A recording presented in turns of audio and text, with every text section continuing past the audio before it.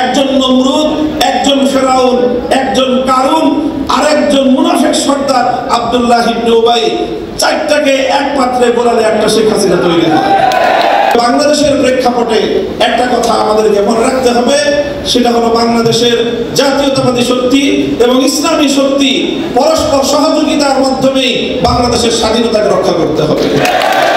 যদি জাতীয়তাবাদী শক্তি এবং ইসলামী শক্তির মধ্যে বিভেদ তৈরি হয়, বাংলাদেশ বিপন্ন হবে। বাংলাদেশ বিরোধী ফ্যাসিবাদী শক্তি আবার শক্তিশালী হবে। যারা বাংলাদেশ থেকে ইসলামকে মুছে ফেলতে চায়, তারাই বাংলাদেশের স্বাধীনতার শত্রু, তারাই বাংলাদেশের স্বাধীনতার দুশমন। এই স্বাধীনতার শত্রুরা, এই শেখ হাসিনার সবচেয়ে বড় নির্মম অত্যাচার হলো বাংলাদেশের আলেম সমাজকে জাতির কাছে হেয় প্রতিপন্ন করবার চেষ্টা করেছে।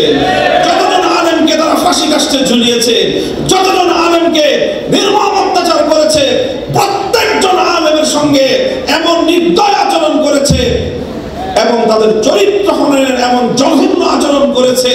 ফেরাউন, কারুন, নমরুদ যে আচরণ করেছিল, শেখ হাসিনা সেই আচরণ করেছে।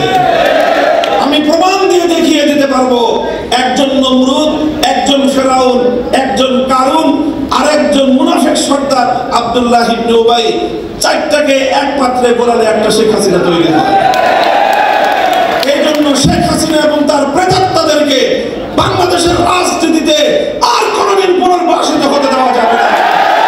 যে কোনো মূল্যে সেটাকে রুখে দাঁড়াতে হবে আমাদেরকে। আগামীর বাংলাদেশ দেশপ্রেমিক বাংলাদেশী জনতার হাতে পরিচালিত হবে। বাংলাদেশ সামনের দিকে অগ্রসর হয়ে যাবে।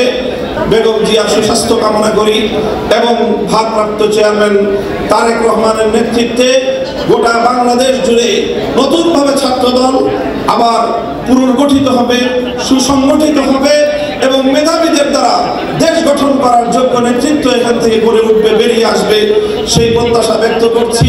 এই জন্য বিশেষভাবে জনাব তারেক রহমান সাহেবকে আমি অভিনন্দন জানাই, ধন্যবাদ জানাই এবং আমি এই প্রত্যাশা ব্যক্ত করি যে আগামী দিনে দেশ গঠনে বিশেষ করে ধর্মীয় বিষয়ে আমাদের এক্সপার্টিস আছে। সেই জায়গা থেকে আমি জনাব তারেক রহমান সাহেবকে রাষ্ট্র এবং রাজনীতি পরিচালনায় ধর্মীয় দৃষ্টিকোণ থেকে যে কোনো ধরনের পরামর্শ এবং সহযোগিতা দেওয়ার জন্য ইনশাআল্লাহ প্রস্তুত রয়েছে।